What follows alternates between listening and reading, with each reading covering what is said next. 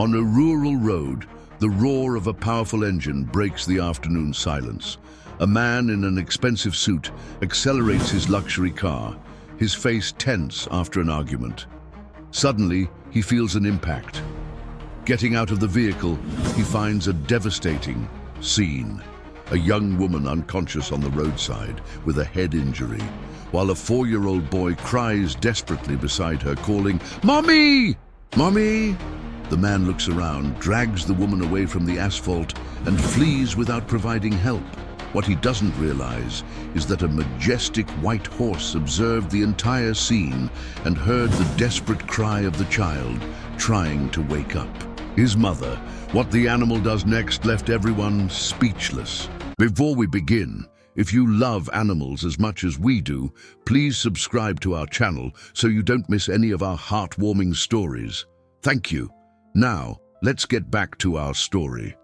The late afternoon sun cast a golden hue over the dusty county road, where cracked asphalt surrendered to packed dirt in a silent dance of neglect. Few houses dotted the time-forgotten landscape, their wooden fences silent witnesses to stories only the wind knew. It was in this seemingly peaceful setting that the roar of a powerful engine tore through the silence like a blade. Edward Monroe gripped the steering wheel of his black Mercedes, his knuckles white. His impeccably tailored Italian suit contrasted sharply with the fury twisting his elegant features. The argument still echoed in his mind like a relentless hammer. "You can't keep running from your responsibilities, Edward." Helen's voice had pierced his arrogance like a well-aimed arrow. That stubborn woman, the mother of his child, simply didn't understand his position. 400 yards ahead, Helen Carter walked along the roadside with determined strides, firmly holding the small hand of Michael, her 4-year-old son. The boy clutched his worn-out teddy bear, dragging it on the ground as he tried to keep up with his mother's hurried pace. The bus had broken down midway, forcing them to walk the last few miles to the nearest town. "Mommy, I'm tired," Michael murmured, his brown eyes glistening with unshed tears. Helen stopped, knelt beside her son, and stroked his curly hair with infinite tenderness. "I know, sweetie, just a little further and we'll be home." Her words carried a strength she didn't fully feel, but which she offered her son as a shield against all the world's uncertainties. Helen was 28, but she carried on her shoulders the weight of someone who had weathered storms that could topple ancient trees. Her green eyes held the intensity of one who had learned to fight alone, and her calloused hands told tales of working double shifts to support the son she loved more than life itself. The visit to Edward's country house had been a last resort, a desperate attempt to get the child's support money he had been withholding for months. The roar of the engine drew dangerously closer. Edward saw only a blur on the road ahead, his vision clouded by the rage consuming him. How dare that woman humiliate him? How dare she threaten him with lawsuits and public exposure? He had a reputation to uphold, a new wife to impress, businesses that depended on his immaculate image. In the pasture beside the road, a majestic white horse raised its head, its nostrils flaring as it sensed something different in the air. Its dark eyes, deep as ancient lakes, fixed on the scene unfolding before it. There was something about that animal that transcended mere equine existence, a silent wisdom that seemed to comprehend nuances lost on humans. The impact was stark, brutal. The sound echoed through the empty landscape like a cry of pain from the earth itself. Helen was thrown to the side of the road, her small body rolling until it came to rest under the protective shade of an old tree. Michael was saved by a miracle. The impact had thrown him in the opposite direction, sparing him from direct collision, but not from the trauma that would seep into his soul like a slow poison. "Mommy! Mommy!" The boy's shriek tore through the air, mingling with the sound of tires screeching against the hot asphalt. Edward stumbled out of the car, his legs trembling, his heart hammering against his ribs like a desperate bird trying to escape a cage. The reality of what had happened began to penetrate the fog of his fury, replacing it with a cold, calculating terror. Helen lay motionless, a trickle of blood seeping from her temple, staining her brown hair red as it spread on the dirt like a dark halo. But she was breathing, labored but breathing. Michael crawled towards his mother, sobbing incomprehensible words, his teddy bear abandoned a few feet behind, another silent witness to the tragedy. Edward glanced around, his movements quick and nervous. The road was deserted, embraced only by the afternoon silence and the penetrating gaze of the white horse, which had approached the fence as if sensing its presence would be needed. The man didn't notice those intelligent eyes registering his every move, every decision that would seal the fate of all lives involved in that fateful moment. Time seemed suspended in that terrible moment.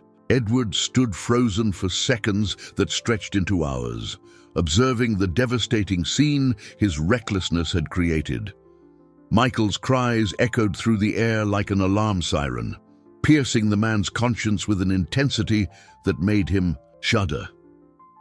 "It can't be," he muttered to himself, running trembling hands through his perfectly combed hair.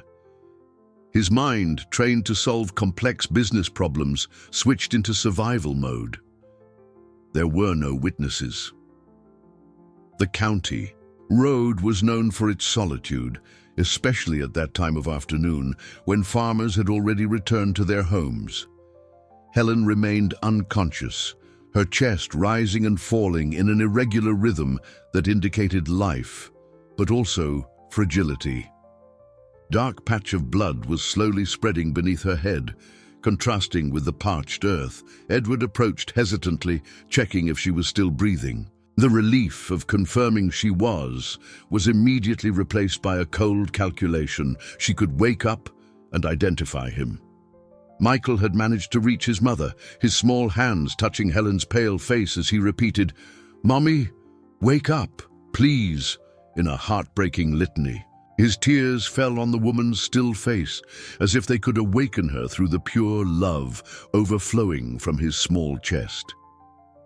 From the nearby pasture, the white horse watched everything with unsettling intensity. Its eyes seemed to record every detail, every move Edward made, as if it understood the moral gravity of that moment. The animal took a few steps towards the fence, its hooves striking the ground in a rhythm that echoed like an accelerated heartbeat. Edward made his decision with the coldness of a businessman closing an unfavorable deal. He needed to minimize the damage, protect his reputation, his carefully constructed life. He approached Helen and, with calculated movements, lifted her unconscious body into his arms. She was lighter than he expected, fragile as a wounded bird. "Where are you taking my mommy?" Michael cried, grabbing onto Edward's pant leg with surprising strength for such a small child. His brown eyes shone with terror and confusion, a mixture of emotions Edward chose to ignore. "I'm putting her in a safe place," he lied, pushing the boy away with more force than necessary.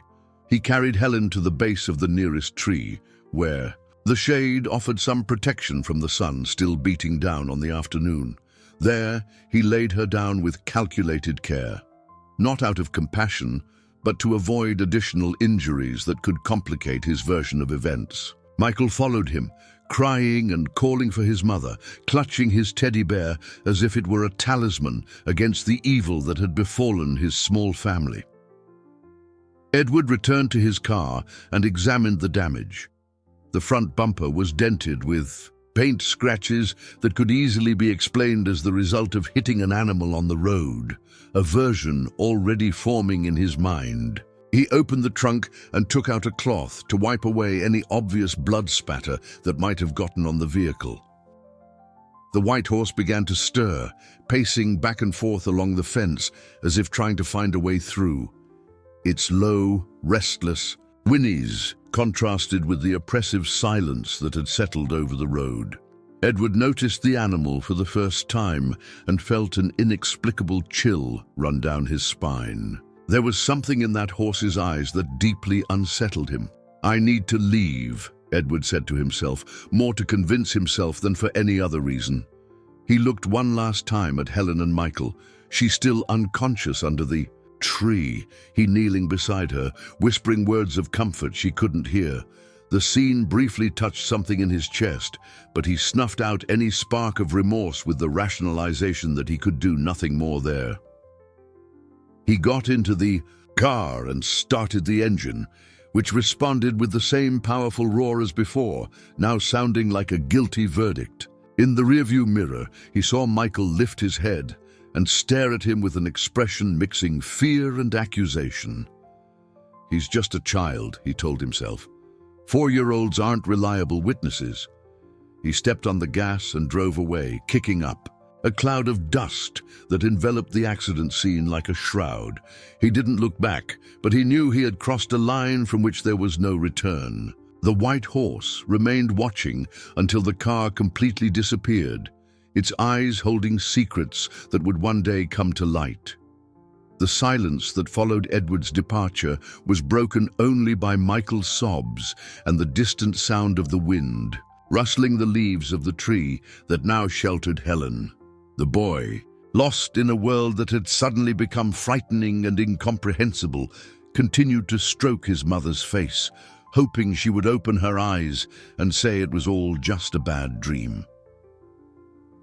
The white horse, which had observed the entire sequence of events, with growing agitation, made a decision that would defy any logical explanation. With determined movements, the animal approached a weaker section of the wooden fence.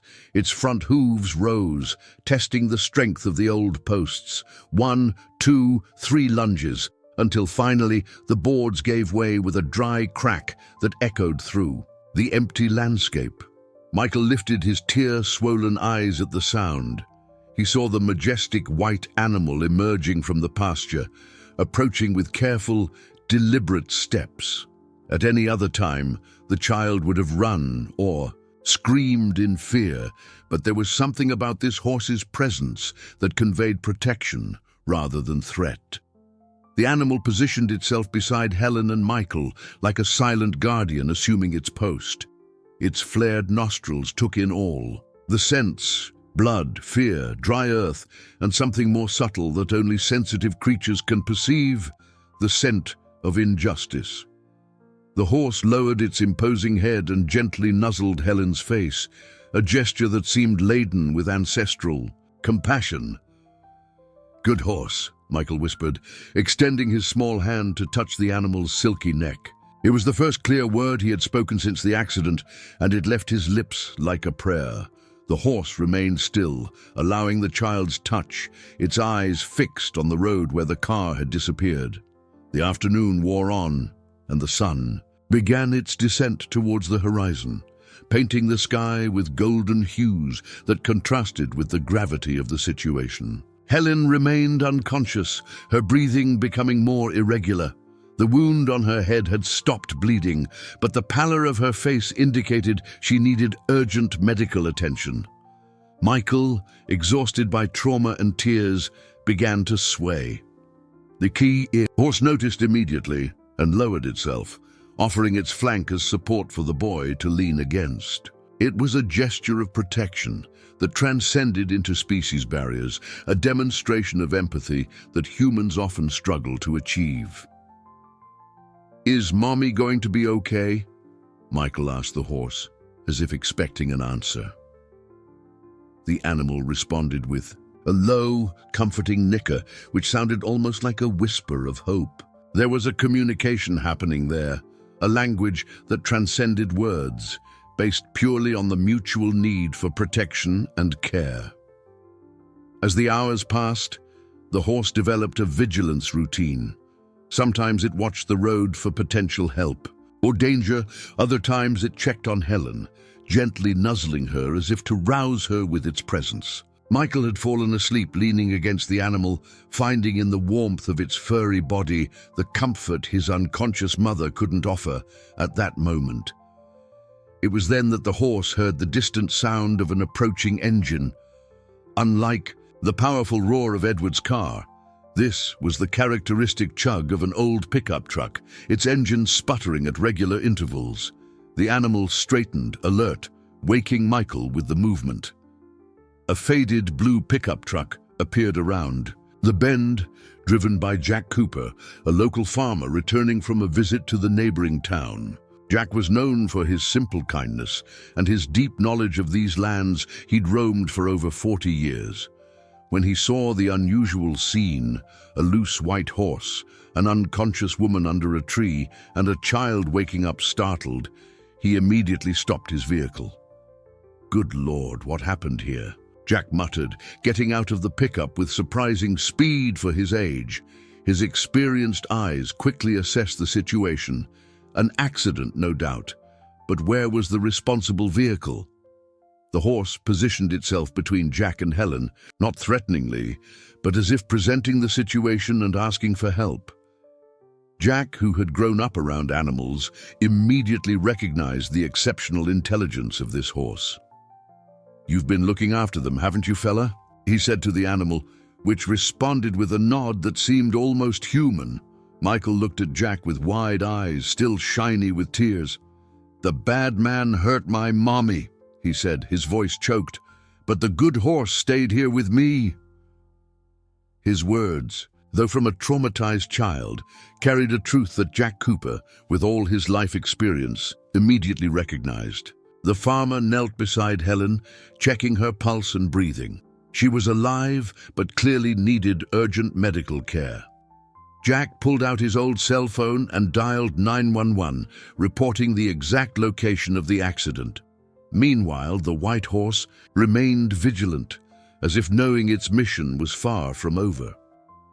The sound of sirens cut through the late afternoon air like beacons of hope, rapidly approaching the scene where Jack Cooper waited anxiously. The ambulance arrived in a cloud of dust, closely followed by a police cruiser that seemed dwarfed by the vastness of the rural landscape. Paramedics descended with professional efficiency, but couldn't hide their surprise at finding a white horse standing guard beside the victims. "We should move the animal," one of the paramedics said, cautiously approaching Helen, but the horse showed no intention of moving, remaining protectively beside Michael, who clung to its mane with small, determined fists. "Let him be," Jack Cooper intervened with the authority of one who knows nature better than manuals. "This horse saved their lives. If it weren't for him, I never would have stopped here." The farmer quickly explained how he had found the scene, emphasizing the animal's extraordinary behavior. While the paramedics worked on Helen, checking her vital signs and immobilizing potential fractures, Sergeant Miller, a veteran local police officer, began asking routine questions. His experienced eyes scanned the scene, looking for clues that could explain what had happened. "Was the lady alone with the child?" the sergeant asked Jack, who shook his head. "I found them like this, but from what the boy said, there was an accident. Someone hurt his mother and left." Michael, still traumatized but slightly calmer in the presence of the protective horse, managed to utter a few fragmented words when the sergeant knelt beside him. "Bad man, big car, mommy fell." His words came out between sobs but carried a truth that made the officer frown. "Hit and run," Sergeant Miller muttered to himself, jotting notes in his pad. It was a serious crime, but with no adult witnesses and only the confused account of a traumatized child. It would be difficult to investigate in this region where local influences often complicated justice. Helen was carefully placed on a stretcher and transferred to the ambulance. Her vital signs were stable, but she remained unconscious, lost, somewhere between life and the dark void where her mind had taken refuge from the trauma. Michael cried out when he saw they were going to separate him from his mother, clinging even tighter to the white horse. "The boy can come with us," the paramedic said gently, understanding the child's trauma. But Michael shook his head vigorously. "I don't want to leave the good horse. He protected Mommy." His words touched everyone present, revealing a childlike wisdom that often sees truths adults fail to perceive. Jack Cooper offered to take care of Michael temporarily until the situation clarified. "I have grandkids his age," he explained to the sergeant, "and the horse can stay in my pasture. Seems like these three have formed a special bond." The officer, recognizing the farmer's genuine kindness and knowing his reputation in the community, agreed to the temporary arrangement. As the ambulance departed, taking Helen to the city hospital, Michael watched until it completely disappeared around the bend. The white horse remained by his side, as if understanding its protective mission had only just begun. Jack loaded the boy into his pickup, followed by the horse, which trotted alongside the vehicle, refusing to be left behind. At the hospital, Helen was immediately taken to the trauma unit. Doctors confirmed a severe concussion and some superficial injuries, but thankfully no broken bones. Dr. Evans, the neurologist in charge, explained that head trauma cases were unpredictable. She might wake up in a few hours, or it could take days. The important thing is that her vital signs are stable. Meanwhile, at the police station, Sergeant Miller began drafting a preliminary report on the case. Hit and run on a county road, victim in a coma, sole witness a 4-year-old child in shock. He knew such cases often ended up shelved, especially when there was no clear physical evidence or reliable witnesses. At Jack Cooper's farm, Michael refused to go inside until he was sure the white horse was safe in the adjacent pasture. The animal, which Jack discovered was named Storm and belonged to a neighboring property abandoned for months, seemed to have chosen its new family. "Never seen anything like it," Jack commented to his wife, Rose. "It's like this horse understands exactly what's happening." That night, when Michael finally agreed to sleep at the Cooper's house, he insisted his room overlooked the pasture where Storm grazed under the moonlight.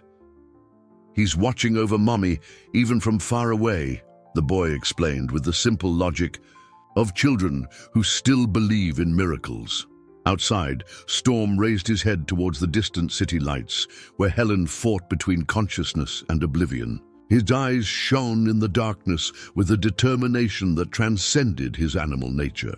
Something had changed in that horse since the moment it witnessed the injustice on the road, a transformation that had forever connected it to the fate of the shattered family it had vowed to protect.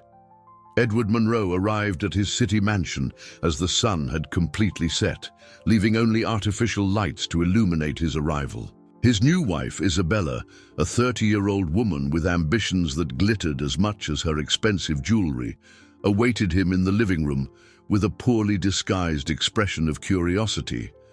"You took longer than expected," she commented, closely, observing her husband's tense face. Isabella had married Edward 6 months earlier, attracted as much by his wealth as by his social standing in the region. She was completely unaware of Michael and Helen's existence, a secret Edward zealously guarded to maintain his image as a successful man with no past complications. "Trouble at the farm," Edward lied, heading straight for the living room bar and pouring himself a generous whiskey. His hands still trembled slightly, and he hoped Isabella wouldn't notice. Issues with the farmhands. He downed the drink in one gulp, feeling the liquid burn his throat and momentarily distract him from the guilt beginning to settle in his chest like a dead weight. Isabella approached, her high heels echoing on the imported marble floor. "You're pale, darling. Are you sure everything's all right?" There was genuine concern in her voice, but also a keen curiosity. Edward was usually controlled and confident. Seeing him so disturbed piqued her investigative instincts. "I'm fine," he replied more abruptly than intended. "Just tired. I'm going to take a shower." Edward hurried upstairs, leaving Isabella with an uneasy feeling that something important was being hidden from her. She wasn't a woman who easily accepted being left out of any situation that could affect her carefully planned life.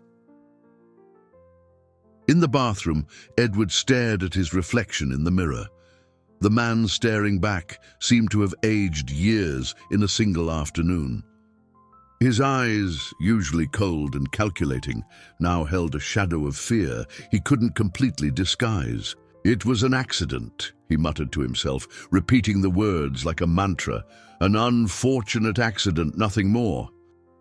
Meanwhile, at the hospital, Helen remained in the intensive care unit, connected to monitors tracking her every heartbeat. Head nurse Margaret, a woman in her 50s with experience in difficult cases, checked her vital signs with the efficiency of someone who had seen many battles between life and death. "How is she?" Dr. Evans asked, entering the room silently. Margaret shook her head with a worried expression. "Stable, but no sign she'll wake up soon. The trauma was significant." She paused for a moment, observing Helen's serene face.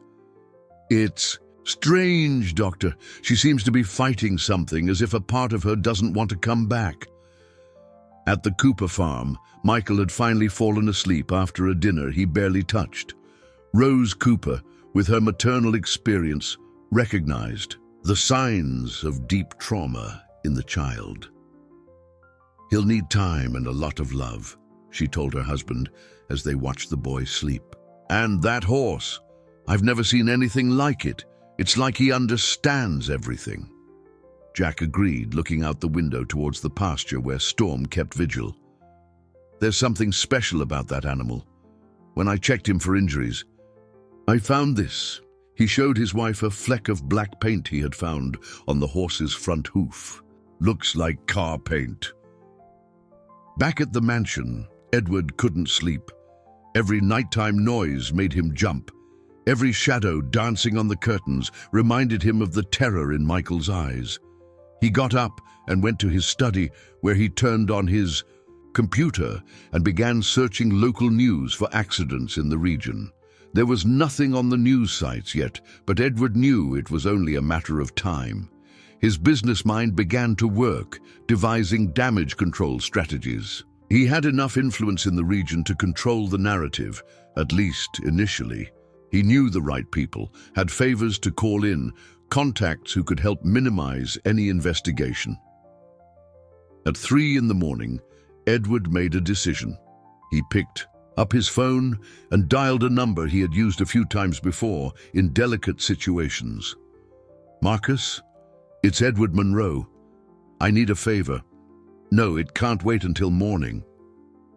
Marcus Thorne was a lawyer known in the region for his ability to make problems disappear, especially for clients with deep pockets. Edward quickly explained the situation, presenting it as an unfortunate accident where he had lost control of the car and, in a panic, had left the scene. "Edward, you know that leaving the scene of an accident is a serious crime," Marcus said, in the professional tone he used for complicated situations. "But if there were no witnesses and you're willing to cooperate with the relevant authorities, perhaps we can minimize the damage." "Do whatever it takes," Edward replied, feeling the weight of the dirty money he was about to spend. "And Marcus, this needs to stay between us. My wife can't know anything." As Edward made his shady deals, Storm raised his head towards the city lights, as if he could sense the conspiracies being woven in the darkness. The white horse knew, instinctively, that the real battle was just beginning, and that he would be a key player in a game where justice would face power and corruption. Michael stirred in his sleep, muttering incomprehensible words about bad men and good horses. Even in his dreams, the truth struggled to emerge, carried by the innocence of a child who had witnessed something that would change their lives forever. Dawn brought an unusual stir to the small police station where Sergeant Miller had spent the night analyzing the few elements of the hit-and-run case. His desk was covered with photographs of the accident scene, preliminary reports, and Michael's fragmented testimony, which he had transcribed with special care, knowing that children's words often carried truths that adults preferred to ignore. The phone rang at 7 in the morning, interrupting his thoughts.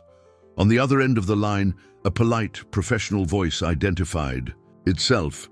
"Sergeant Miller, this is Dr. Marcus Thorne, attorney. I'd like to speak with you about yesterday's incident on the county road. I represent certain interests in the region who may have relevant information."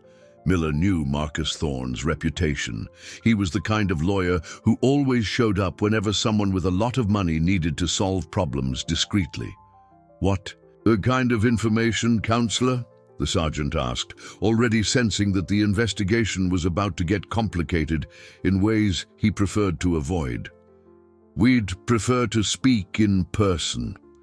Can I be there in an hour?"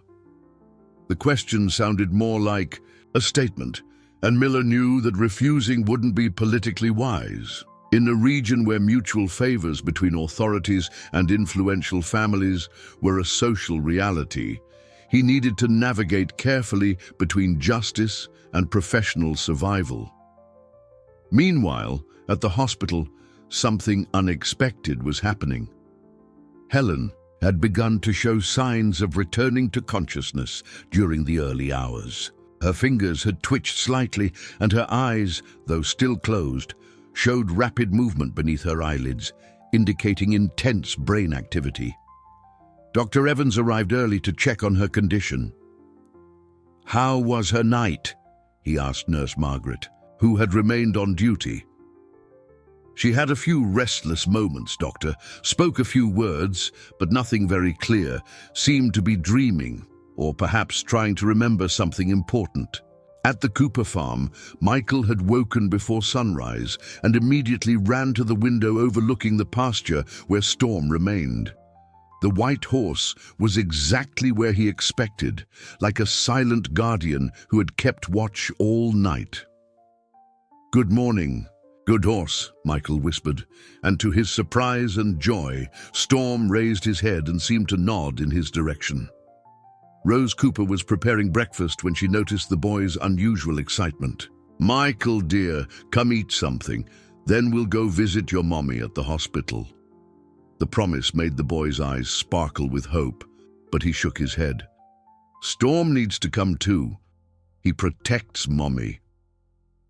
Jack, who had overheard the conversation, approached the window and observed the horse. During the night, he had thought a lot about this extraordinary animal and the fleck of paint he'd found on its hoof. "Rose," he said softly, "I think this horse might be more important to solving this case than we imagine." Back in the city, Edward had spent a restless night, waking up startled several times. Isabella noticed his agitation, but when questioned, he simply claimed business worries. During breakfast, he barely ate, obsessively checking his phone for news about the accident. "Edward, you're worrying me," Isabella said, watching her husband with growing suspicion. "You've been different since yesterday. What really happened at the farm?" Her voice carried a firmness Edward knew well. Isabella wasn't the type to be easily fooled. "I told you, it was just problems with employees," he replied, more irritated than he intended. "Some situations I needed to handle personally." Edward abruptly rose from the table, grabbed his keys, and announced he was leaving to deal with urgent matters at the office. What he actually did was drive to a body shop on the outskirts of town, a place known for doing repairs without asking too many questions about the origin of the damage. "I need to fix some scratches on the bumper," he told the mechanic, a man, a few words who had worked in that business for decades. The mechanic examined the damage with experienced eyes. "Looks like you had a run-in with a large animal," he commented casually. "Deer, maybe?" Edward quickly agreed with the suggestion. "Exactly. A deer ran out in front of me yesterday afternoon, couldn't completely avoid it." While Edward tried to erase the physical evidence of his crime, Marcus Thorne arrived at the police station with a briefcase of documents and the confidence of someone accustomed to handling delicate situations. He greeted Sergeant Miller with professional cordiality and got straight to the point. "Sergeant, I represent some local ranchers who are concerned about the increase in accidents involving loose animals on the roads. Yesterday, one of my clients had his vehicle damaged in an encounter with a deer in the same area where you found the injured woman." Miller listened attentively, but his police instincts were on high alert. "And your client would like to file a police report?" he asked, knowing the answer would reveal much about the lawyer's true intentions. Actually, he'd prefer to resolve the situation discreetly. You know how these animal accidents are. Sometimes people panic and leave the scene without checking if there are other victims nearby. Marcus smiled meaningfully. Of course, if there were a way to financially assist the victim's family, even anonymously. Sergeant Miller felt anger rise in his chest. He immediately recognized the attempted bribe disguised as charity. "Mr. Thorne," he said firmly, "I suggest your client come to the station if he wants to officially cooperate with the investigation. For now, I have a hit-and-run case to solve, and I won't accept discreet solutions for serious crimes." Marcus maintained his smile, but his eyes narrowed slightly. "I understand perfectly, Sergeant. I just wanted to offer our cooperation. I'm sure this case will be resolved in the best possible way for everyone involved." The veiled threat in his words hung in the air like a dark cloud over the investigation that had barely begun. The moment arrived like a sunbeam, piercing heavy clouds. Helen opened her eyes for the first time in a week, blinking slowly as she tried to focus on the soft light filtering through the hospital curtains. Her head throbbed with a dull ache, but her mind was beginning to emerge from the dense fog that had enveloped her since the accident. "My son. Where is my son?" were her first words, emerging as a hoarse whisper from her dry lips. Nurse Margaret, who was checking the monitors, nearly dropped her clipboard in surprise. "Ms. Carter, you're back. I'll call the doctor immediately." Dr. Evans rushed in, followed by the entire on-call medical team. It was always a moment of celebration when a patient with severe head trauma regained consciousness with their faculties seemingly intact. "How do you feel?" he asked, examining Helen's pupils with a small penlight. "Confused," Helen admitted, trying to remember the events that had led her there. "I remember walking with Michael on the road. Then everything gets hazy. Where is he? Is he okay?" The maternal urgency in her voice touched everyone present, reminding them that beyond the awakened patient, there was a mother desperate to reunite with her child. At that exact moment, 10 miles away, something extraordinary was happening at the Cooper farm. Storm, who had remained calm all week, suddenly became agitated as if he had received an invisible signal. The horse began to run in circles in the pasture, whinnying loudly and repeatedly, with an urgency that made Jack run out of the house. "What's wrong with him?" Rose shouted from the porch, observing the animal's unusual behavior. Michael, who was playing in the yard, immediately understood what was happening with a clarity that surprised the adults. "Mommy woke up!" he exclaimed, running towards the fence. "Storm is saying Mommy woke up." Jack Cooper looked at the boy with admiration and disbelief. During that week, he had witnessed the inexplicable connection between Michael and the horse several times, but this surpassed any rational explanation. "How can you be sure?" he asked, kneeling beside the boy. "I just know," Michael said with the simplicity of children who still believe in miracles. "Storm told me. He always knew when Mommy was sad, or happy, even when she didn't say anything." The boy approached the horse, which immediately calmed down and lowered its head to receive the child's affection. The Cooper's phone rang at that moment, as if the universe were conspiring to confirm Michael's intuition. It was the hospital. Helen had woken up and was asking for her son. Jack looked at Rose with wide eyes. "It's true," he murmured. "The boy and the horse, they knew." Jade, as the Cooper family prepared to take Michael to the hospital, something even more significant was about to happen. Helen, now more alert and with her memory beginning to reorganize, asked to speak with the police officer in charge of the case. "I need to tell you what happened," she told Dr. Evans. "It wasn't an ordinary accident." Sergeant Miller received the call from the hospital while still processing Marcus Thorne's uncomfortable visit. The news that the victim had awakened and wanted to give a statement completely changed the landscape of the investigation. "I'll be there in 20 minutes, he said, feeling a mixture of relief and apprehension. Edward Monroe was in his office when he received a phone call that made his blood run cold. "Edward, we have a problem," Marcus Thorne's voice said. "The woman woke up, and from what I hear, she wants to talk to the police." Edward's hands began to tremble uncontrollably. For a week, he had convinced himself that Helen might never wake up, or that if she did, she would have lost her memory of the accident.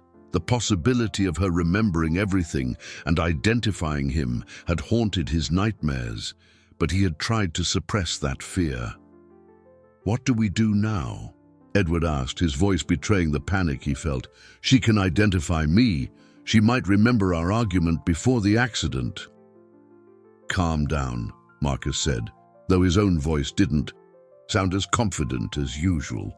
"People with head trauma often have amnesia about the events preceding the accident. Maybe she won't remember important details." But at the hospital, Helen was proving that her memory, though fragmented, contained crucial pieces of the puzzle. "I was coming back from Edward Monroe's house," she told Sergeant Miller, who had arrived with a recorder and notepad. "We had argued about child support for our son, Michael. He was nervous, angry." The name Edward Monroe made Sergeant Miller raise his eyebrows. He knew the businessman's reputation in the region, his political influence, and his connections. Suddenly, Marcus Thorne's visit that morning took on an entirely different meaning. "Edward Monroe is Michael's father?" Miller asked, trying to keep his voice neutral. Helen confirmed with a nod. "He never publicly acknowledged paternity. He pays irregular child support and always tries to discourage me from seeking my legal rights." The revelation changed everything. What had begun as a hit-and-run case now involved a powerful local man with personal motives to silence the mother of his child. Miller knew he was treading on dangerous ground, but his conscience wouldn't allow him to ignore the evidence beginning to accumulate. "Helen," he said carefully, "do you remember any details about the vehicle that hit you? Color, model, any specific features?" Helen closed her eyes, forcing her mind back to that terrible moment. "It was a dark car, large, luxurious," she said slowly, "and there was something familiar about the engine sound, like I'd heard it before." At that moment, Michael arrived at the hospital accompanied by the Coopers, but he insisted that Storm also needed to come. The horse had been transported in a borrowed trailer and was waiting in the hospital parking lot, causing curiosity among staff and visitors.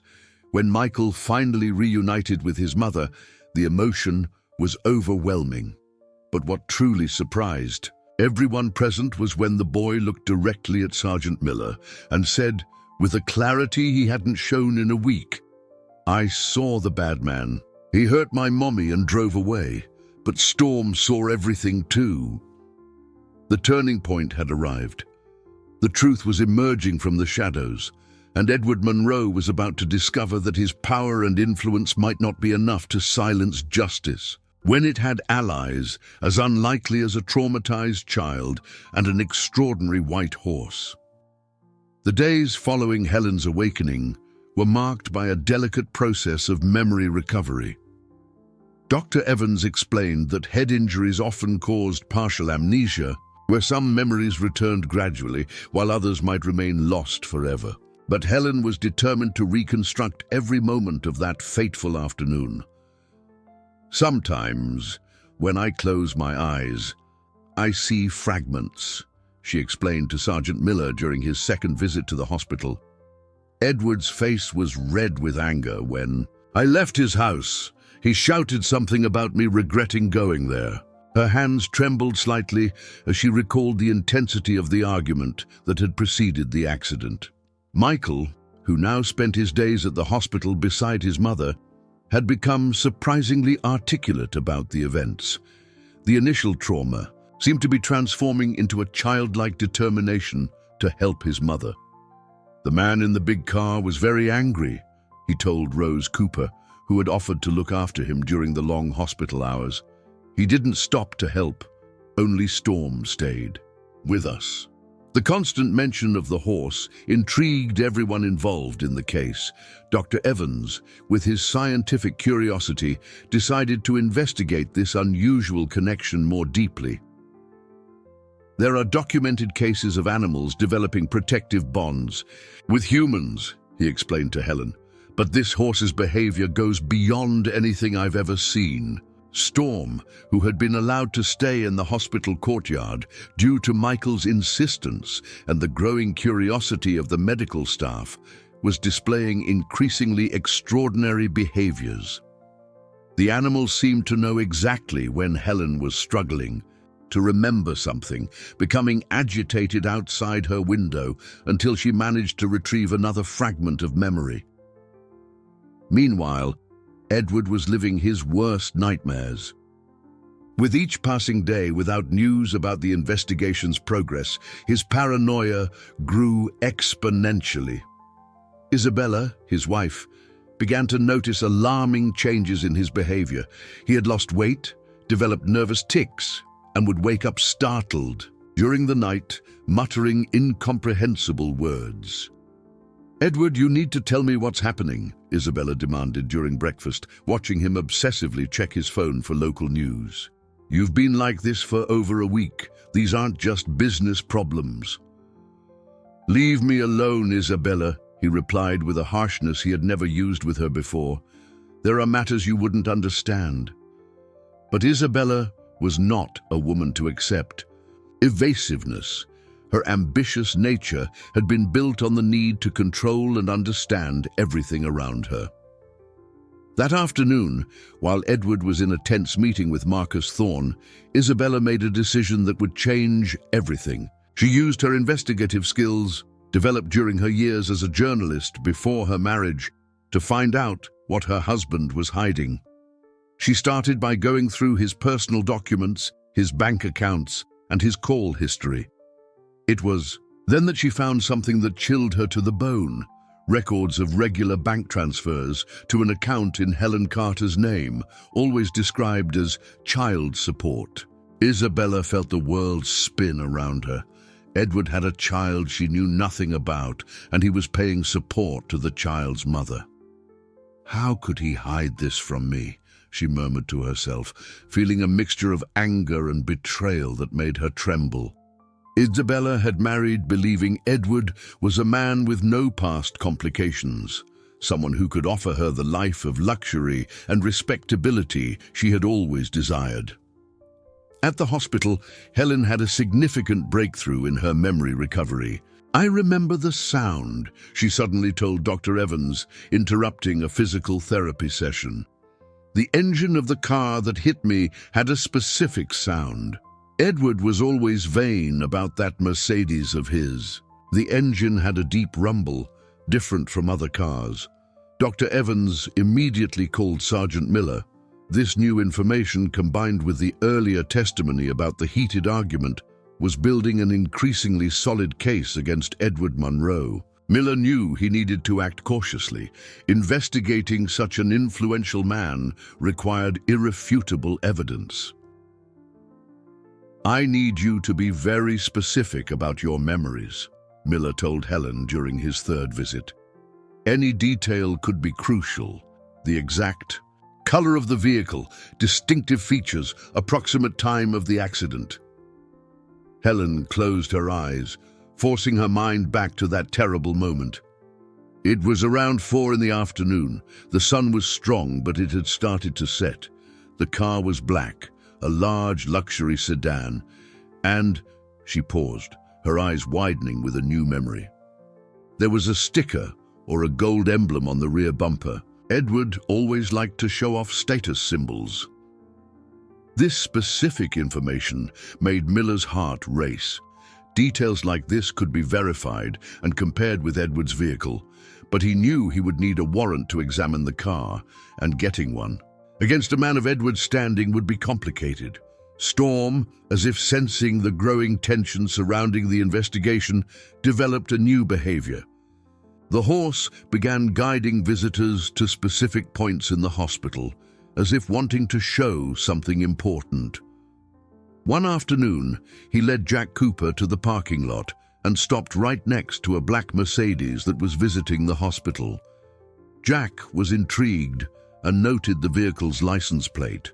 When he checked with reception, he discovered the car belonged to a visitor who had come to see a patient in the administrative sector, someone unrelated to Helen's case.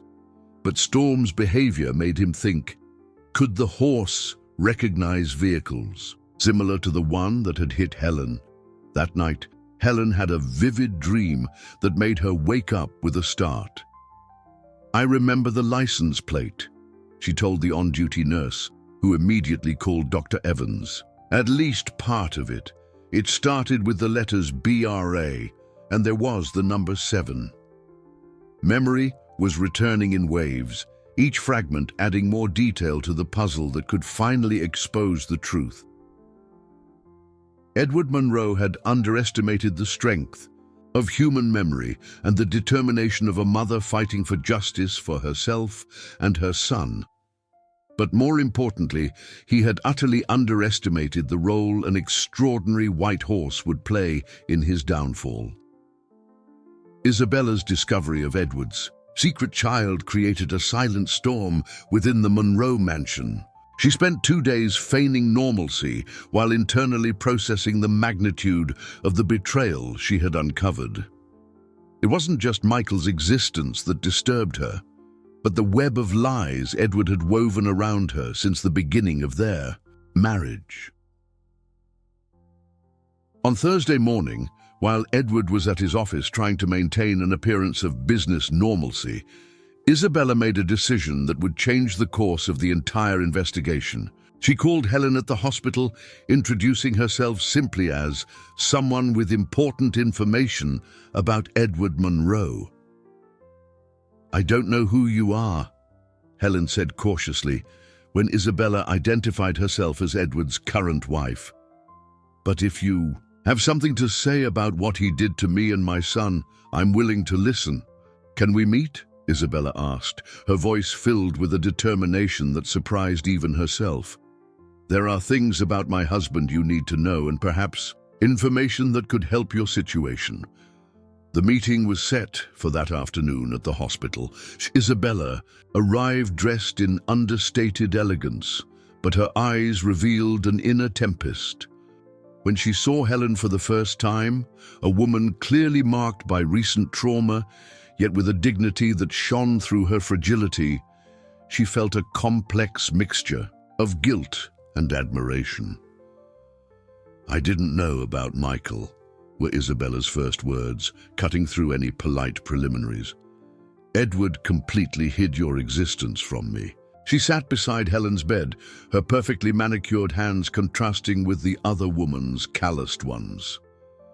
Helen studied Isabella's face, searching for signs of deceit, but found only painful sincerity. "He has an impressive ability to compartmentalize his life," Helen said with bitterness. "With me, he was always evasive, promising to take responsibilities he never fully met." "I found the bank transfer records," Isabella admitted. "Irregular child support payments, always less than promised. There are also notes in his planner about HC, which I now understand refer to you." She paused, gathering her thoughts.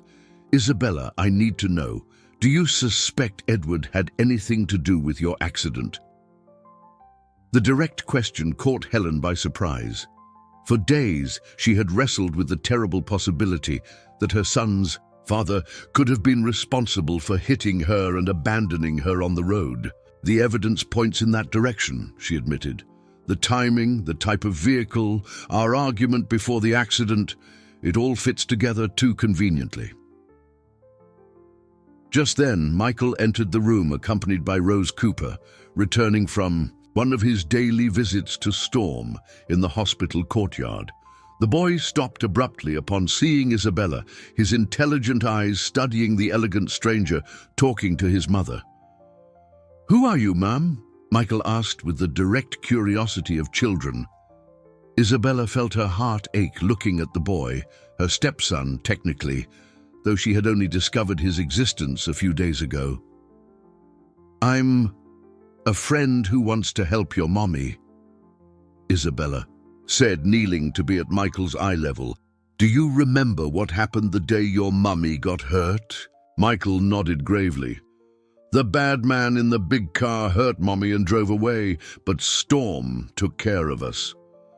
He glanced out the window towards the courtyard where the white horse could be seen grazing. "Storm is very smart. He knows things grown-ups don't." This innocent observation gave Isabella an idea that would be crucial for the subsequent developments. "Michael," she said carefully, "do you think Storm would recognize the car that hurt your mommy if he saw it again?" The boy's eyes shone with conviction. "Of course, Storm remembers everything. He was very angry with the bad man." Michael paused, as if accessing an important memory. "Storm even kicked the car with his hoof when the man was dragging Mommy." This new information made both Helen and Isabella exchange significant glances. If true, Storm might have left marks on Edward's vehicle, physical evidence that could prove his guilt. Meanwhile, Edward was living his own personal hell.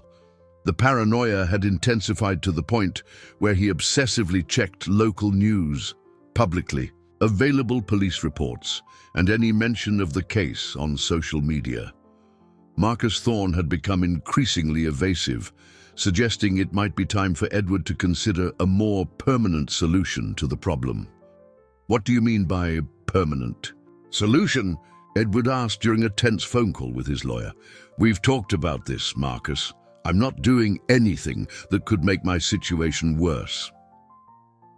"Edward, you need to understand that the woman is recovering her memory.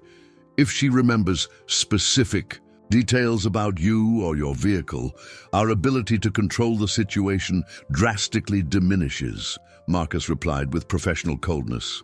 "Perhaps it's time to consider a generous out-of-court settlement in exchange for her discretion." But Edward had completely underestimated how events were unfolding against him. That afternoon, Isabella made the bravest decision of her life. After saying goodbye to Helen and Michael, she went directly to the hospital courtyard where Storm awaited. The white horse watched her approach with those deep, intelligent eyes that seemed to see through superficial appearances. Isabella carefully extended her hand, allowing the animal to sniff her and get used to her presence. "You saw everything, didn't you?" she whispered to Storm. "You know who hurt Helen and Michael." The horse responded with a low nicker that sounded almost like confirmation. "I'm going to help you, I promise. I'll help you find justice." That night, when Edward came home, he found Isabella waiting for him in the living room with an expression he had never seen before.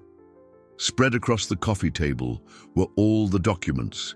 She had found bank statements, child support records, and several photographs she had printed from Helen's social media profile, including some of Michael.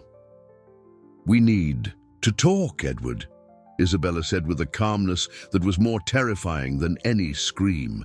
"And this time, you're going to tell me the whole truth." Edward felt his legs grow weak. The conspiracy he had so carefully constructed was beginning to crumble, and worst of all, the demolition was coming from within his own house, at the hands of the woman in whom he had placed his trust and his aspirations for social respectability. The confrontation between Edward and Isabella lasted late into the night. Seated in the living room that had witnessed so many moments of apparent marital bliss, they now faced the complete destruction of the illusions they had built together. Edward initially tried to deny, then minimize, and finally admit Michael's existence, but always avoided any mention of the accident. "You've deceived me since the first day of our marriage," Isabella said, her voice laden with a coldness Edward had never experienced. "Not just about your son's existence, but about who you really are. A man who abandons his responsibilities and lies to maintain a facade of respectability." Edward tried to approach, but Isabella recoiled as if his touch could contaminate her. "Isabella, I can explain. The situation with Helen is complicated. She was always problematic, always trying to emotionally blackmail me with issues about the boy." "Problematic?" Isabella laughed bitterly. "Edward, I met Helen today. She's in a hospital, recovering from serious injuries that someone caused and then fled the scene like a coward. And you have the audacity to call her problematic." The mention of the accident made Edward visibly pale. His hands began to tremble, and Isabella, with her keen intuition, immediately noticed his reaction. "My God," she whispered, the realization hitting her like a lightning bolt. You had something to do with her accident, didn't you?" "Don't be ridiculous," Edward tried to protest, but his voice came out weak and unconvincing. "Why would I do something like that?" But even as he denied it, he knew Isabella had already connected the dots. She knew his schedule, knew he had visited the farm that day, and now had the motivation to question him about every detail. "Edward Monroe," Isabella said, standing up and facing him with a determination he didn't recognize.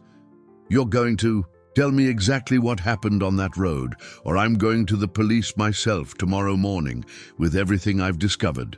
Meanwhile, at the hospital, Helen had had a restless night, filled with fragmented dreams that seemed to be organizing her memories into clearer sequences. When she awoke on Friday morning, a new memory had emerged with crystal clarity. "Nurse." She called as soon as she saw Margaret entering for the morning rounds. "I need to speak with Sergeant Miller urgently. I remembered something very important." Her voice carried an urgency that made Margaret immediately reach for the phone. Sergeant Miller arrived at the hospital an hour later, accompanied by an investigator specializing in traffic accidents. Helen was sitting up in bed, her eyes shining with a determination that contrasted with the fragility of her physical state. "Sergeant, I remember the conversation I had with Edward before I left his house," Helen said without preamble.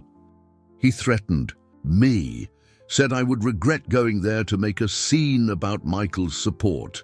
His exact words were, 'You're going to regret coming here to humiliate me.'" The investigator carefully noted every word. Threats preceding a hit-and-run completely changed the nature of the case, transforming it from an accident into a possible attempted homicide. "There's more," Helen continued. "Edward was drinking when I got there. I saw the whiskey bottle on his study table, half empty.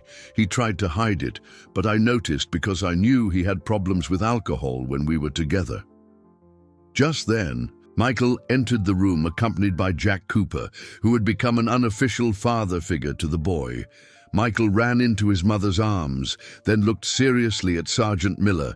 "Officer," Michael said with the gravity of a child carrying important information, "Storm wants to show you something. He gets agitated whenever he sees cars like the one that hurt Mommy." This observation gave Sergeant Miller an unusual idea. "Jack," he said to the farmer, "would it be possible to bring the horse to the station? Or better yet, take him to where Edward Monroe usually parks his car?" Jack thought for a moment. "That's an interesting idea, Sergeant. Storm really does behave in ways that defy explanation. If he recognizes the specific vehicle that caused the accident, his reaction could be important circumstantial evidence. While these plans were developing at the hospital, Edward was living the worst moment of his life at the mansion. Isabella had stayed up all night, organizing all the evidence she had collected and preparing questions that would force him to confess his guilt. "Edward," she said when he came down for breakfast, looking like he had aged 10 years overnight, "I called the hospital yesterday. I spoke with Helen. She told me about the argument you had before the accident." Edward dropped his coffee cup, which shattered on the marble floor like his carefully constructed life. "Isabella, you don't understand the complications." "I understand perfectly," she interrupted. "I understand that you hit your son's mother after a heated argument and fled the scene, leaving an injured woman and a traumatized child abandoned. On the road, I understand that you are a criminal." The word criminal echoed through the house like a sentence. Edward knew he had reached the end of the line. All his attempts to control the situation had failed, and now the truth was emerging from multiple directions simultaneously. "What do you want from me?" he asked, his voice broken for the first time since Isabella had known him. "What do you expect me to do now?" Isabella looked at him with a mixture of contempt and something that could be mistaken for pity. "I want you to take responsibility for your actions. I want you to turn yourself in to the police before they come for you, and I want you to ensure that Helen and Michael receive all the compensation they deserve for what you did to them." Outside, as if sensing that justice was finally approaching, Storm raised his head towards the city and let out a long, powerful whinny that echoed across the rural landscape like a call for truth to finally prevail over lies and cowardice. Saturday. Morning dawned with a palpable tension in the air. Sergeant Miller had organized an unusual operation to take Storm to the parking lot of the office building where Edward kept his offices, to test the theory that the horse could recognize the vehicle responsible for the hit and run. Jack Cooper transported Storm in his trailer, accompanied by Michael, who had insisted on participating. "Storm needs me," the boy had argued with the irrefutable logic of a child. "He's calmer when I'm around." Helen, still recovering in the hospital, followed everything by phone, her heart pounding with each update. Dr. Evans had authorized her remote participation in the operation, recognizing that emotional closure would be crucial for her full recovery. When they arrived at the office building, Storm was carefully unloaded from the trailer. The white horse immediately assumed an alert stance, his nostrils flaring as he took in the mixed urban scents. His intelligent eyes scanned the parking lot, as if searching for something specific. Edward's black Mercedes was parked in its reserved spot, freshly washed and waxed. Edward had spent the weekend trying to erase any physical evidence of the accident, but he couldn't erase the marks Storm had left on the bumper when he tried to protect Helen. "Let's see how he reacts," Sergeant Miller murmured, keeping a safe distance while Jack guided Storm through the parking lot aisles. Michael walked beside the horse, a small hand resting on its silky neck, offering mutual comfort. When Storm spotted the Mercedes, his reaction was immediate and dramatic. The horse stopped abruptly, his entire body tensing, his eyes fixed on the vehicle with an intensity that sent a shiver down everyone's spine. Then he began to emit low, continuous whinnies, a sound that carried years of repressed pain and injustice. "That's it," Michael said simply, his crystal-clear voice cutting through the tension. "Storm is saying that's the car that hurt Mommy." The boy showed no fear, only an absolute certainty that came from his special connection with the animal. Storm approached the Mercedes with calculated steps, like an investigator examining evidence. When he neared the front bumper, his agitation increased exponentially. The horse began to paw at the ground, a behavior Jack had never witnessed before. "Look at this," said the specialized investigator, pointing to small marks on the Mercedes bumper. "There are scratches here consistent with horse hooves. And look," he bent down, examining more closely. "There's white hair caught in the metal." Sergeant Miller felt a mixture of admiration and disbelief. The seemingly absurd theory of using a horse as a witness was producing tangible physical evidence. "We need to photograph everything and collect samples of the hair for analysis," he ordered the forensic team he had brought as a precaution. At that moment, Edward appeared at the building's entrance. He had come to work on a Saturday in a desperate attempt to maintain some normality in his crumbling life. When he saw the scene in the parking lot, police officers, a white horse, and Michael pointing at his car, his legs almost gave way. Storm sensed Edward's presence even before the humans noticed him. The horse turned towards the man with an expression that transcended any zoological explanation. There was recognition in those eyes, but also something that looked very much like moral accusation.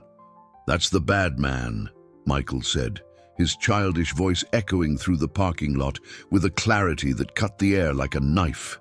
"Storm sees the bad man who hurt Mommy." Edward tried to back away, but his legs seemed to have taken root in the concrete. All eyes turned to him. Police officers, investigators, Jack Cooper, and especially Storm's deep, accusing eyes. It was as if he were being judged by a tribunal, where truth could not be bought or manipulated. "Mr. Monroe," Sergeant Miller said, approaching with professional caution, "we'd like to ask you some questions about your vehicle and your movements last Monday afternoon."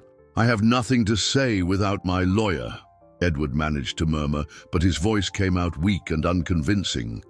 Storm continued to stare at him with that unsettling gaze, and the horse began to approach slowly, as if wanting to confront him directly. "Storm is angry," Michael observed, with the simplicity of children who see truths that adults complicate. "He wants the bad man to apologize to Mommy." Jack Cooper, observing the extraordinary interaction between the horse and Edward, noticed something that made his blood run cold.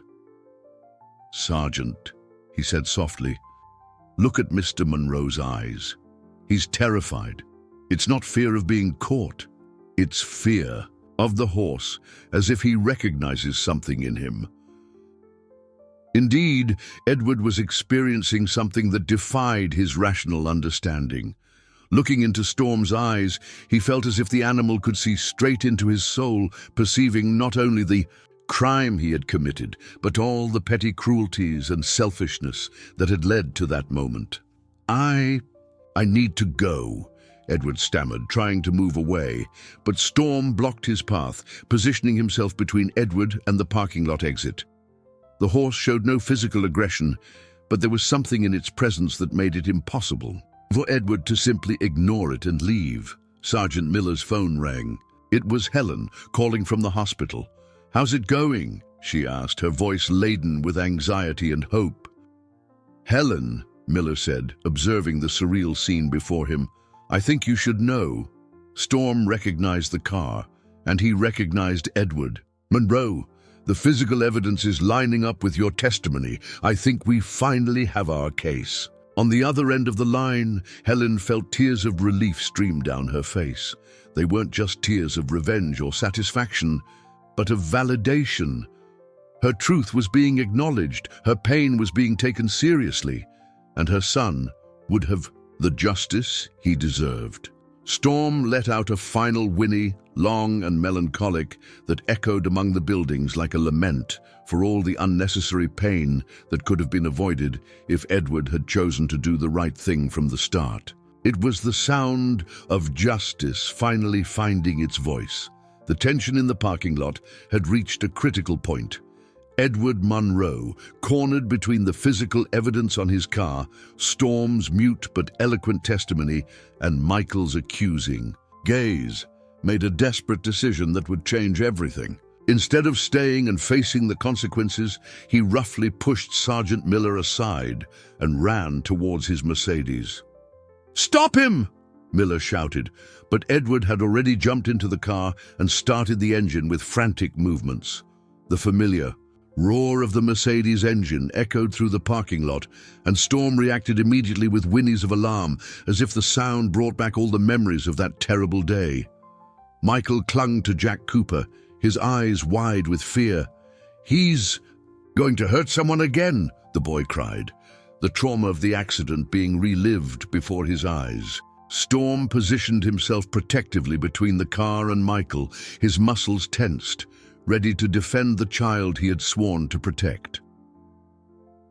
Edward accelerated towards the parking lot exit, but his desperate escape was cut short by something he could never have foreseen. Storm, moved by an instinct that transcended his animal nature, galloped directly into the path of the Mercedes, forcing Edward to brake sharply to avoid a second collision. The white horse stood firmly in front of the vehicle, its eyes fixed on the windshield, where Edward could see it clearly. It was as if Storm was saying, "Not this time. This time you don't get away." "Get out of the way!" Edward shouted, but his words came out more like a plea than an order. He knew he couldn't hit the horse in front of police officers and witnesses. His mind, trained to find exits in complex business situations, simply couldn't find a solution to this impossible situation. Sergeant Miller seized Edward's hesitation to approach the vehicle, accompanied by other officers who had arrived as backup. "Mr. Monroe, turn off the car and step out with your hands visible. Don't make this any harder than it already is." But Edward had completely lost emotional control. "You don't understand," he yelled through the partly open window. "I didn't want this to happen. It was an accident. Helen was provoking me, humiliating me, threatening to expose my private life." Michael, who heard every word, approached Storm and whispered something in the horse's ear.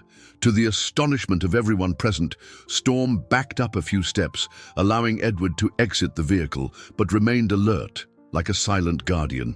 Overseeing justice, Edward stumbled out of the car, his expensive clothes disheveled, his business composure completely shattered. "I panicked," he admitted, his words coming out between sobs. "When I saw what had happened, I panicked.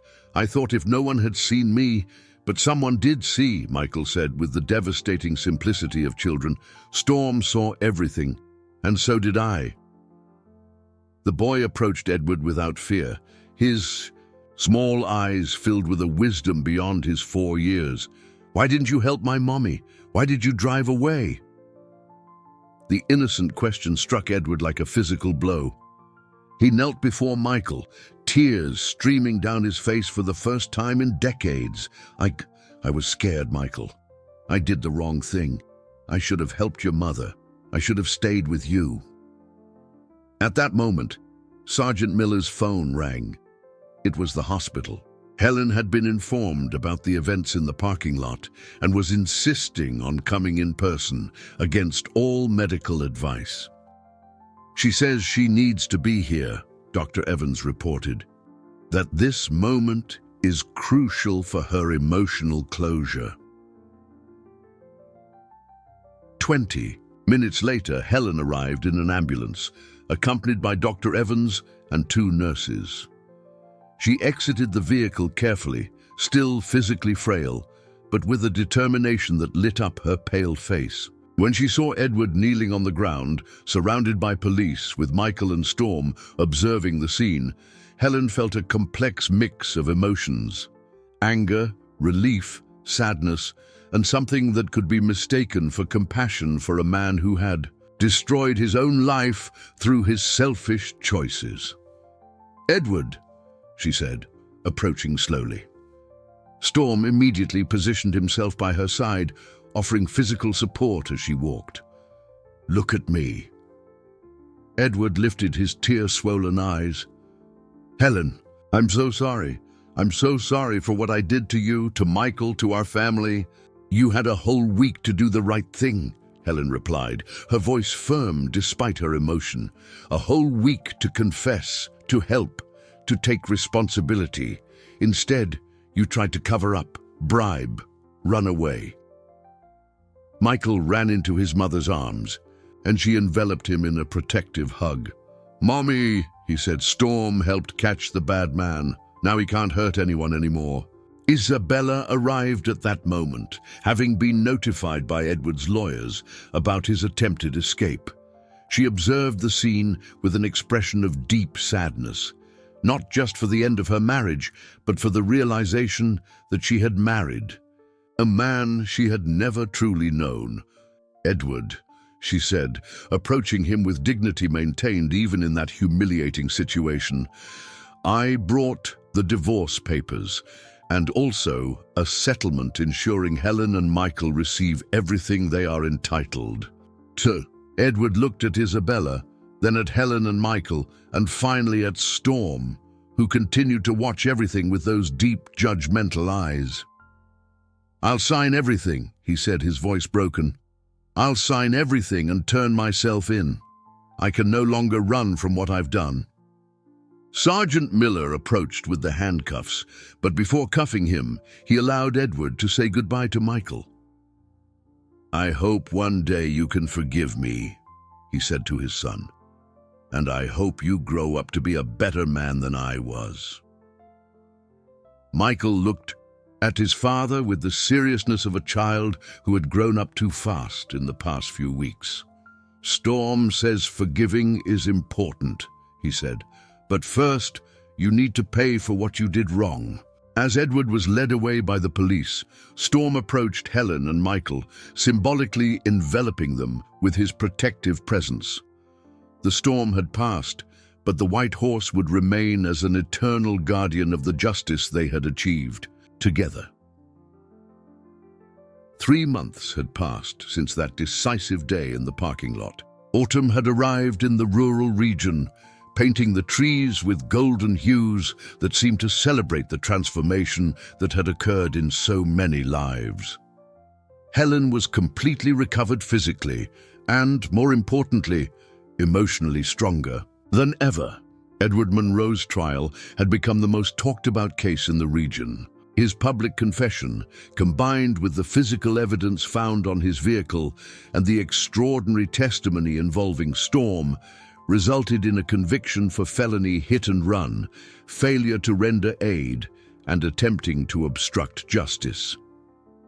During the proceedings, something unprecedented happened in the local judicial system. Judge Anthony Fisher, known for his wisdom and openness to unconventional methods, allowed Storm to be presented in court as living evidence. The white horse was led to where Edward was seated, and its reaction of agitation and recognition impressed even the most hardened skeptics. "In my 40 years on the bench," the judge declared during sentencing, "I have never seen a case where the truth was revealed through such an extraordinary partnership between human beings and an animal. This horse has demonstrated a loyalty and sense of justice that many of us humans could learn from." Edward was sentenced to 5 years in prison, in addition to paying substantial damages that would secure Helen and Michael's future. More importantly, he was ordered to officially acknowledge paternity of Michael and establish a trust fund for the boy's education. Helen used part of the settlement to buy a small rural property just a couple of miles from the Cooper farm. The house was simple, but it had a large pasture where Storm could live comfortably. Jack Cooper had insisted on donating the horse to Helen and Michael, recognizing that the bond between them transcended any traditional concept of ownership. "Storm was never really mine," Jack said, with the wisdom of one who understands life's deeper connections. "He always knew his true purpose. Now he can fulfill his mission to protect you." Michael had transformed during those months. The initial trauma had given way to an impressive maturity for a child his age. He attended a local school where he quickly became known for the story of his hero horse. Far from being ashamed of the situation, Michael proudly told how Storm had helped catch the bad man. One afternoon, while Michael was playing in the pasture with Storm, Helen received an unexpected visit. Isabella arrived in a simple car, very different from the luxury vehicles she used to drive when she was married to Edward. Her divorce had been finalized quickly, and she had chosen to restart her life more modestly and authentically. "Helen," Isabella said, getting out of the car with a look of nervous determination. "I hope you don't mind my visit. There's something I need to give you." She handed a thick envelope to Helen.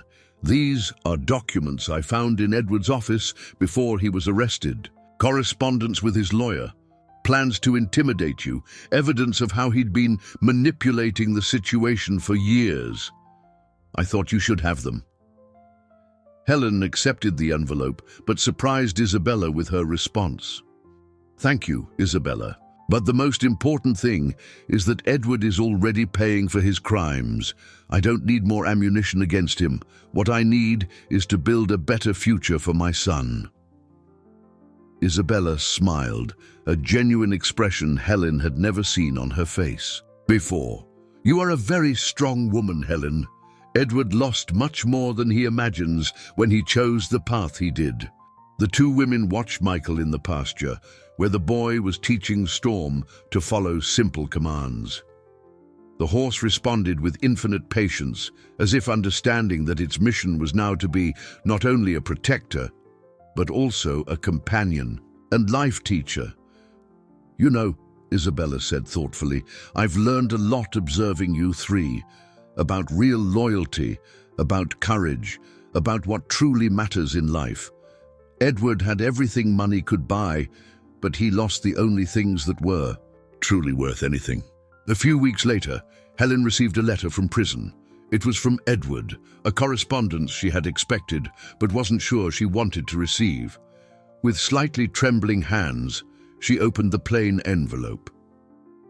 "Helen," the letter read in neat handwriting, "I know I don't deserve your forgiveness, nor Michael's. But I want you to know that every day here has made me understand the magnitude of what I did to you both.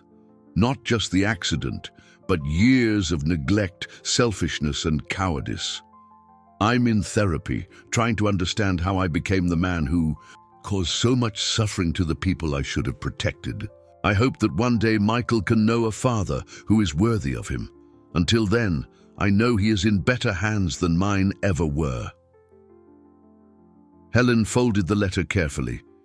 It wasn't complete forgiveness, but it was a start.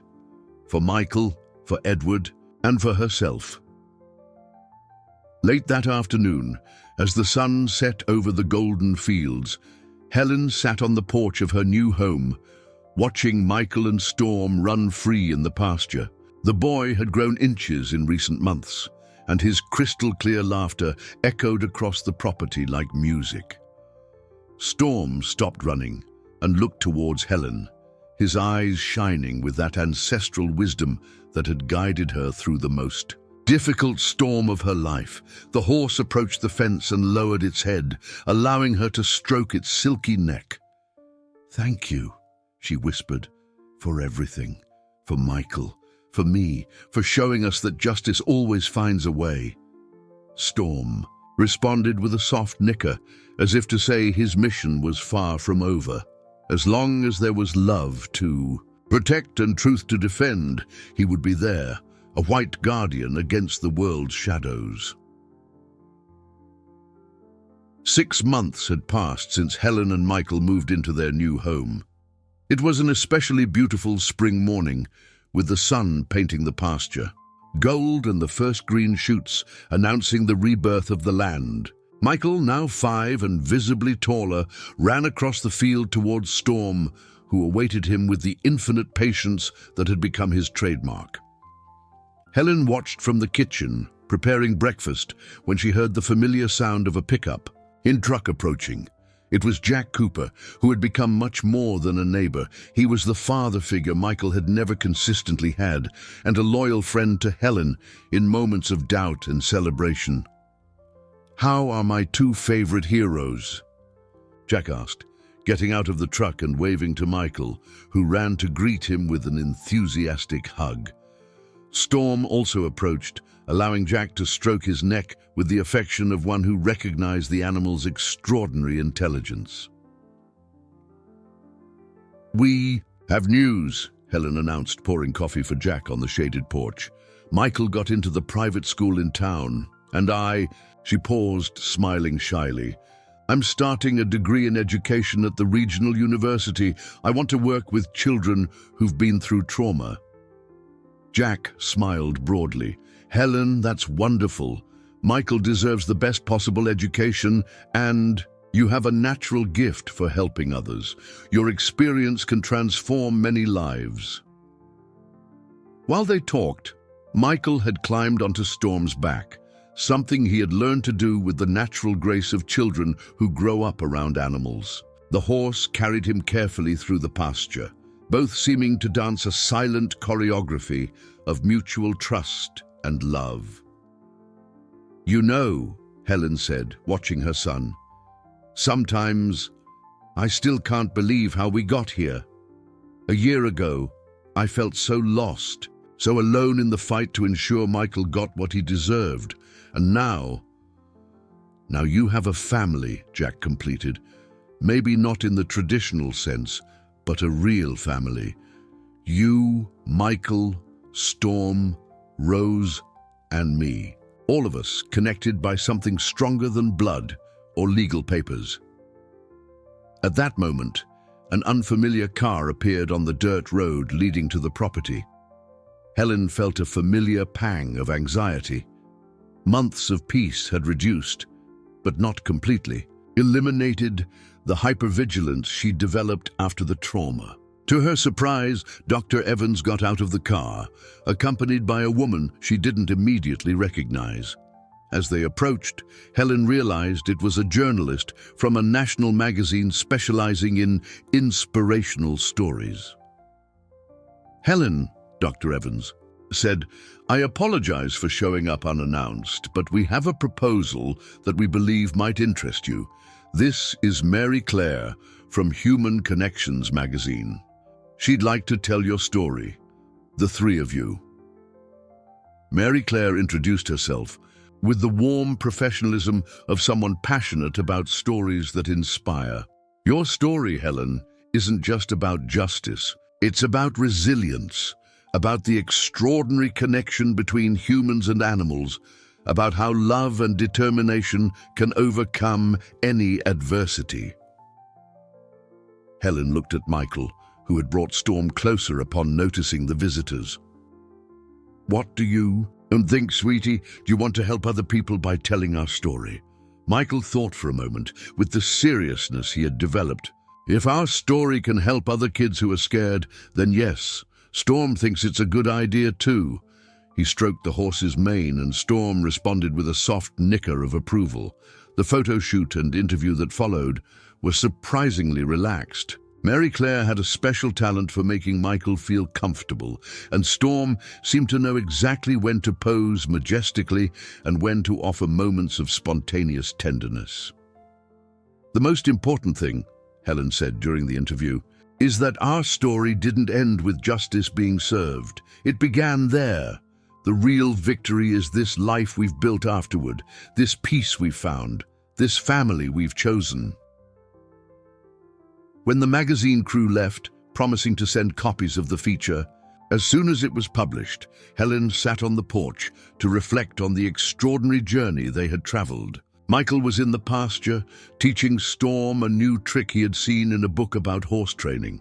The phone rang, interrupting her thoughts. It was Isabella, who had become a genuine friend in recent months. "Helen, have you seen the news? Edward is being transferred to a work release program. Apparently, his behavior in prison has been exemplary." Helen received the information with mixed feelings. Part of her still held resentment, but a larger part had found peace in forgiveness, not for Edward, necessarily, but for herself. "Maybe he really is changing," she said. "For Michael's sake, I hope so." "And you?" Isabella asked.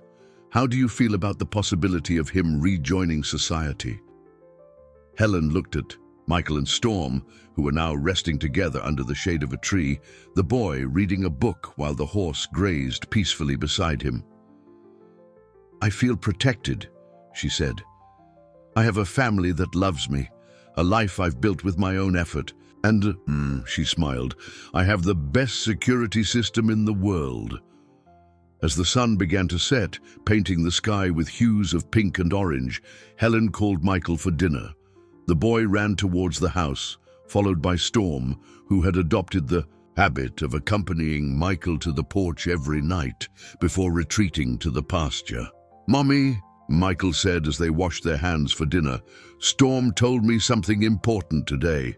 Helen smiled, accustomed to the conversations Michael had with the horse. "And what was that, my love?" "He said our story can help many other people be brave, and that he will always protect us no matter what happens."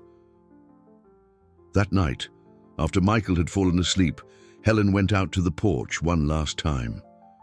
Storm was grazing peacefully under the moonlight, his white coat gleaming like silver in the darkness. When he saw her, the horse raised his head and looked at her with those deep eyes that had seen so much suffering and now witnessed so much peace.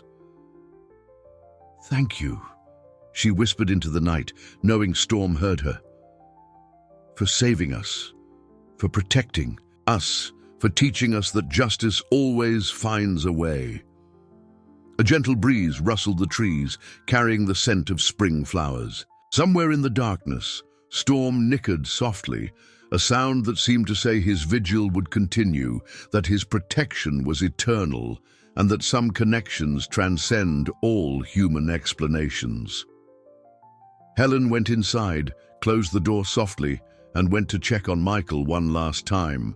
The boy slept soundly, a serene smile on his face, his teddy bear, the same one that had survived the accident, clutched against his chest. Outside, Storm stood guard under the stars, a white guardian protecting the dreams of a family that had found its peace through the darkest storm and emerged stronger, more united, and infinitely wiser about the true meaning of love, justice, and hope.